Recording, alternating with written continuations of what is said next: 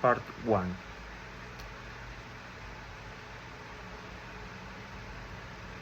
In the first set of images we encounter an indoor scene.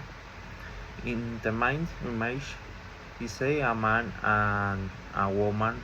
The man with what appears to be light-colored hair and wearing a light blue and white striped shirt looks surprised or alarmed, with on and raised toward a door. The woman also showing an expression of surprise in point toward some sign out of frame. The background suggests a home, perhaps a living room or a hallway, with a window and wall lamp. The lighting appears to be daylight. What eventually is happening is that something unexpected has just occurred or is about to occur at the door. Both individuals are reacting similarly, and the woman's gesture indicates she's drawing attention to whatever is causing their surprise. Before the photo was taken, they were likely going about their normal daily activities when suddenly something interrupted them. After the photo is probably what they will investigate the cause of the surprise, open the door, or react more intensely to what they discovered.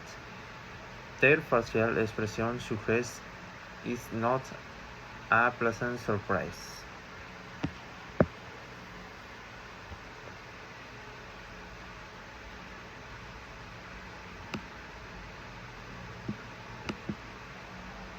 Part 2. Problem solving. Now let's move on the second set of images, which present problematic situation and requires creative solution. Image 1. The first image shows four men pushing the back of dark colored car. They are dressed in casual clothes and are visibly exerting effort, suggesting the car has broken down or is stuck. The setting appears to be outdoors, possibly on a road on a parking lot with trees and vegetation in the background. Here are two creative solutions for this situation. Call for roadside assistance or a mechanic if the car is truly broken down. The most efficient and safe long-term solution would be to contact professionals. They could use their phones to call a tow truck or a mobile mechanic, use a kayak to lift and access if this is a flat tire or something underneath the car.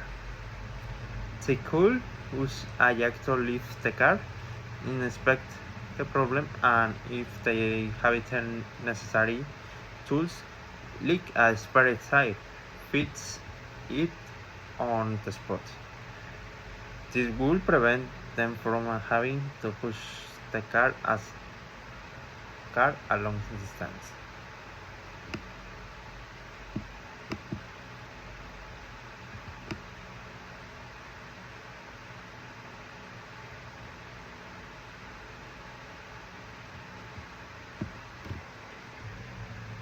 Image 2.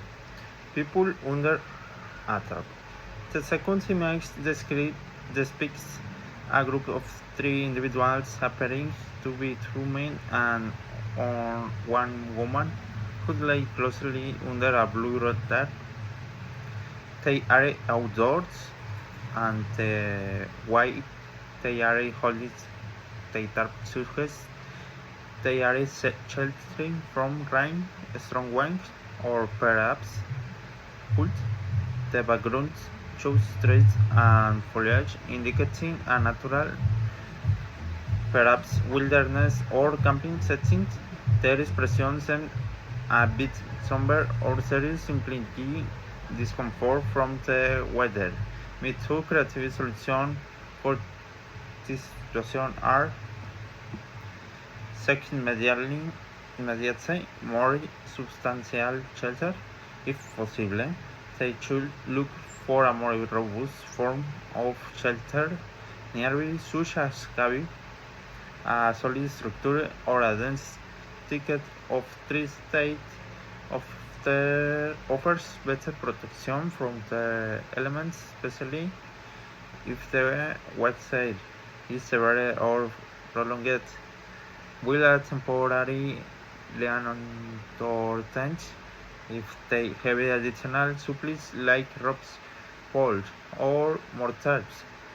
They could construct a more stable and effective temporary shelter like a lair or simply using the tarp, a natural resource to provide better protection from wind and rain, and possibly even small controlled fire for warm if conditions allow and if safe to do so. Part 3. Finally, I will address some questions and provide my opinion on each. Question 1. Are smartphones making people less social? What would you and why? In my opinion, yes. I strongly believe as more smartphone are indeed making people less social and certain contexts, particularly in face-to-face interaction, while they connect us globally and allow for constant communication. They often replace direct in-person engagement. You see people after in restaurants, family gathering, or even walking down the street, deeply engrossed in their phones, rather than interacting with those around them.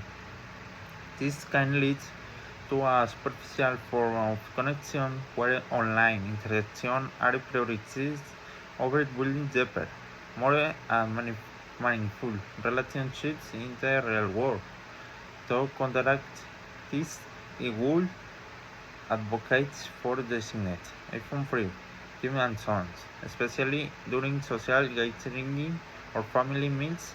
It would also encourage more outdoor activity and experience that naturally foster face-to-face interaction and require people to put their phones away, for example, organizing game nights, hiking trips, or even use regular conversation where everyone agrees to put their phones out of sight.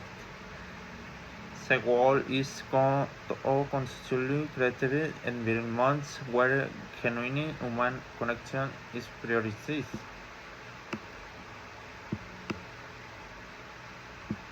Question 3. If you could only eat home food for the rest of your life, what would it be? Why? If you could only eat home food for the rest of my life, it would have to be sushi. My reasoning invests both nutritional variety and personal enjoyment. Sushi, especially a diverse selection of nigiri and sashimi, offer a wide range of protein, fish, carbohydrate, rice, and something vegetable in rolls. in can be prepared in countless ways, offering different flavors and textures which will prevent boredom. It's also generally a relatively healthy option. While a single food might not perfectly cover our nutritional needs, sushi provides a good balance compared to many other singular foods. It seems, and more importantly, it's summertime genuinely enjoying eating, which will make living white only one food much more variable. Question 5. What is summertime your diet or then do and regretted it?